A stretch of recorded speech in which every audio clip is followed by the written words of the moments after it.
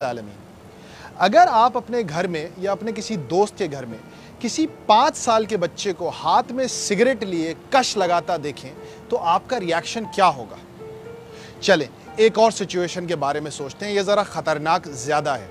अगर आप उसी 5 साल के बच्चे को हाथ में किसी शराब की बोतल को लिए घर में घूमता फिरता देखें तो आपका रिएक्शन क्या होगा? यकीनन आप घबरा गए होंगे, लेकिन यकीन कीजिए इसी से कुछ मिलती जुलती चीज़ें हम अपने बच्चों के हाथ में रोज़ बिला तरद्दुद दिए जा रहे हैं। एक रिसर्च के मुताबिक सेल फोन का इस्तेमाल बच्चों के दिमाग में वही हार्मोन सिक्रीट करता है जो कोकेन, शराब या सिगरेट पीने से सिक्रीट होते हैं।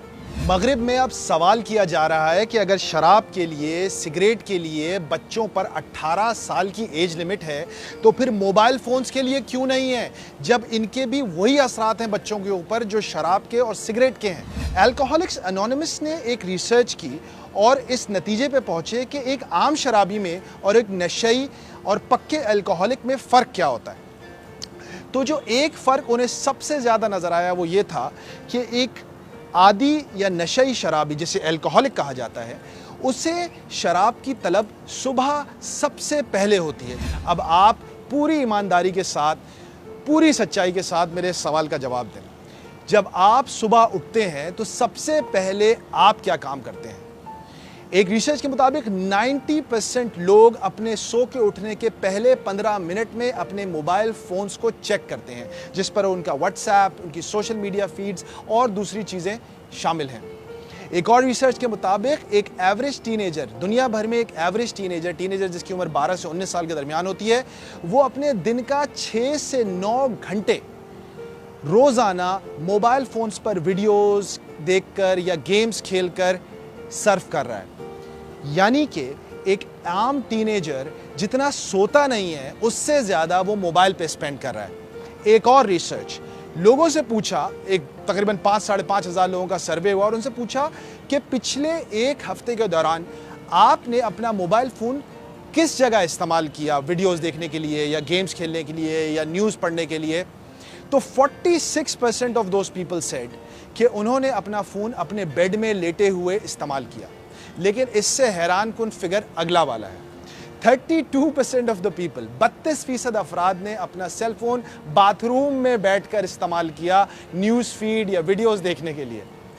ये बात शायद आपको हैरान कुन लग रही है, लेकिन आज अपने आप पे गौर कीजिए कि आप दिन में कितनी मर्तबा अपना सेल फोन उठाते हैं।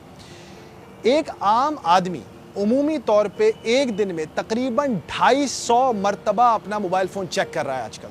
हम अपनी बीवी के साथ खाना खा रहे होंगे लेकिन हम उसके साथ नहीं होंगे। हम अपने बच्चों के साथ बैठकर कोई और काम कर रहे होंगे लेकिन हमारा दिमाग हमारी सोशल मीडिया फीड्स पे होगा। हम अपने ऑफिस में अपने कंप्यूटर पे बैठे हुए होंगे लेकिन हमारा दिमाग कहीं और होगा। हमारा जिस्म जहाँ पे है वो वहाँ पे है लेकिन हमारा दिमाग कहीं और है।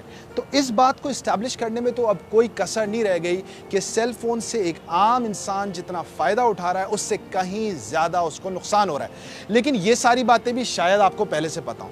लेकिन एक चीज़ जो आज मैं आप लोगों के साथ शेयर करूंगा कि इस एपिडेमिक से, इस बला से लड़ना कैसे है।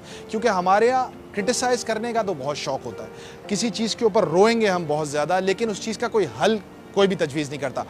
लेकिन इस हल को बताने से पहले मेरी एक रिक्वेस्ट है, इस हल को आप अपने ऊपर इंप्लीमेंट कीजिए। इस हल को लेके सबसे पहले अपनी बीवी पे या बच्चों के ऊपर लेके फतवे सादर करना मत शुरू कर दीजिएगा। स्टार्ट विद योरसेल्फ, अपने आप से शुरू करें। अगर आपको इस जंग में फतूहात हासिल हो तो आप खुद दूसरों के सामने एक एग्जाम्पल बन के आ सकेंगे। नंबर 1, सुबह उठकर सबसे पहले अपने ऊपर एक पाबंदी लगाएं कि आप कम से कम 1 या 2 घंटे तक सेल फोन यूज़ नहीं करेंगे। सोने से पहले मेक श्योर दैट आपका सेल फोन आपके पास ना हो।